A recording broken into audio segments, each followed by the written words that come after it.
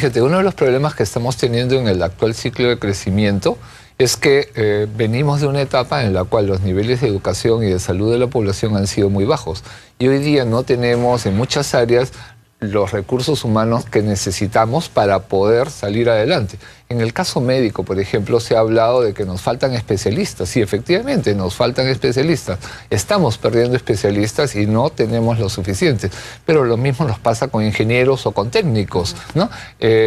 Profesionales que resultan claves para operar todas las nuevas tecnologías y no tenemos los recursos humanos calificados, ¿no? Ahora, el quinto punto que usted proponía era fortalecer la institucionalidad. Entonces, cuando uno le dice, bueno, al pobre es que no le importa, mire. O sea, es lo que uno se imagina, ¿no? Pero fíjate, justamente una de las cosas que nos afecta más en términos de pobreza es esa falta de institucionalidad. Cada vez que cambia un funcionario y cambia la política es como volver a empezar. Entonces todo el esfuerzo que se hace se pierde en el camino y estamos inventando la rueda cada año, ¿no? Eso no puede ser. Tener una institucionalidad quiere decir tener políticas de Estado y afirmar esas políticas de Estado para que vayan madurando. Por eso ¿Pero tenemos... qué es para un pobre política de Estado? Yo le digo, yo pobre, y a mí me dicen, vota, pues yo digo, a mí no me importa porque dice la gente así, ¿no? A mí no me importa por quién yo voto. Yo quiero trabajar, ganar dinero y educar, vivir lo mejor posible. Fíjate, uno de los problemas es que en este país la gente se muere de gasto corriente, o mejor dicho, de falta de gasto corriente, porque llegas al establecimiento de salud y no tienes el personal de salud, no tienes los medicamentos que necesitas, y eso en el gasto público se llama gasto corriente. La escuela es un centro de contagio muchas veces porque no tiene la infraestructura adecuada, no tiene baños, no tiene agua en los baños. Ese tipo de servicios son parte de las condiciones necesarias para que, digamos, las niñas, los niños, incluso las personas adultas que usan esos servicios puedan ser bien atendidos. Parte de lo que estamos haciendo es que algunas buenas políticas que hemos adoptado en los últimos años en el país se sostengan independientemente de quién sea el próximo alcalde de Lima o el próximo presidente regional de La Libertad, ¿no? O el próximo presidente de la República. Necesitamos una continuidad en las políticas. Y por eso hemos lanzado una campaña que se llama Buen Trato a la Niñez, de la que hemos estado... ganas de mostrar el cartelito. Miren, por favor.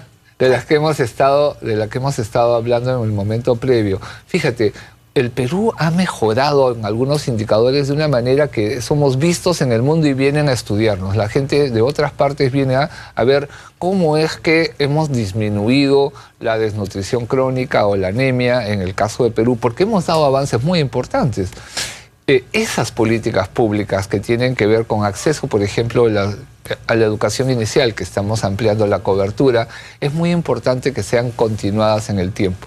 Y para eso es muy importante que las ciudadanas y los ciudadanos reconozcamos esas buenas prácticas, que sepamos cuándo hay una buena práctica en materia de lucha contra la anemia, por ejemplo, que las niñas y los niños reciban su multimicronutriente, que la escuela pública funcione, que la educación inicial esté en todo el país, en la medida de lo posible que tengamos educación bilingüe, porque ahí tenemos un problema de aprendizaje.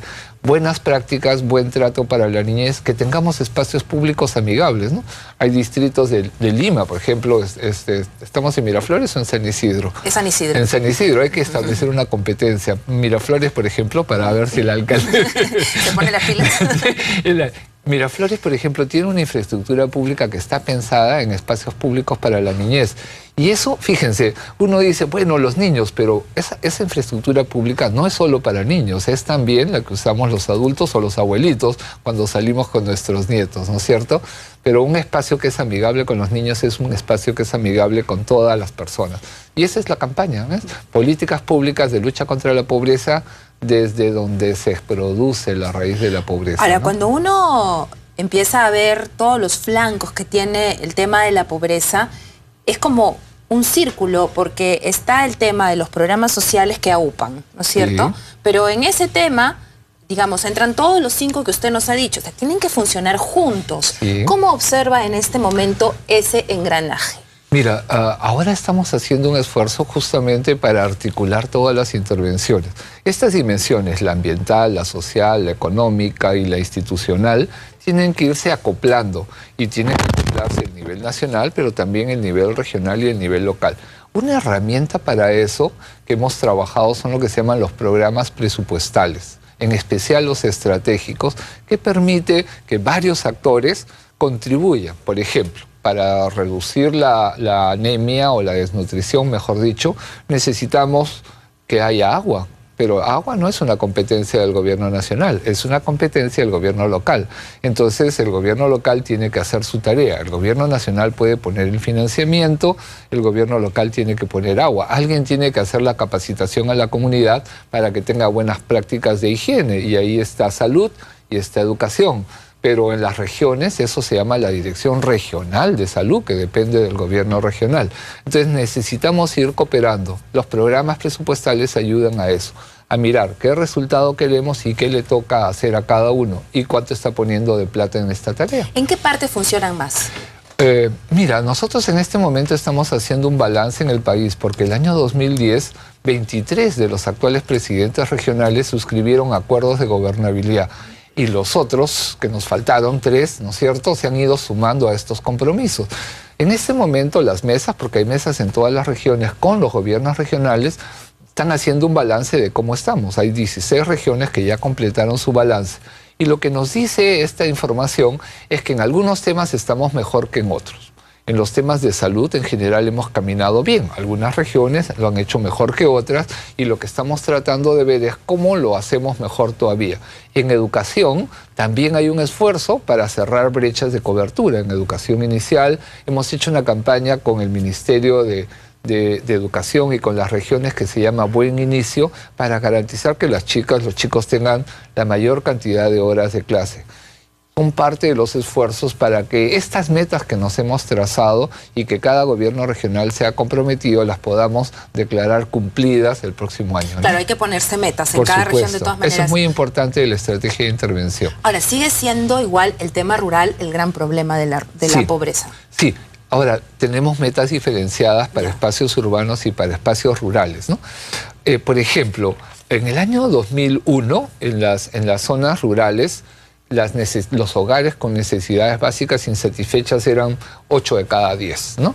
Ahora estamos en 5 de cada 10. ¿Hemos avanzado? Sí, pero todavía la tarea es grande y entonces ahí tenemos un compromiso que este año se ha declarado el año justamente de la inversión para el desarrollo rural, es muy importante y esperamos que el próximo año esa prioridad se mantenga. Fíjate, a nivel internacional, el próximo año es el año de la pequeña agricultura, es justamente el del sector más pobre del país. Entonces, poder consolidar este esfuerzo para que nuestros pequeños agricultores, que son más de 3 millones de familias en el país, que están vinculadas a esta actividad, puedan mejorar sus ingresos, mejorando su producción, su productividad, no solamente los favorece a ellos, nos favorece a todos, porque la mayor parte de los alimentos que consumimos vienen de estos productores. Ahora, para cerrar la entrevista, tenemos en estos momentos una coyuntura económica que favorece, por la plata que tenemos, la lucha contra la pobreza.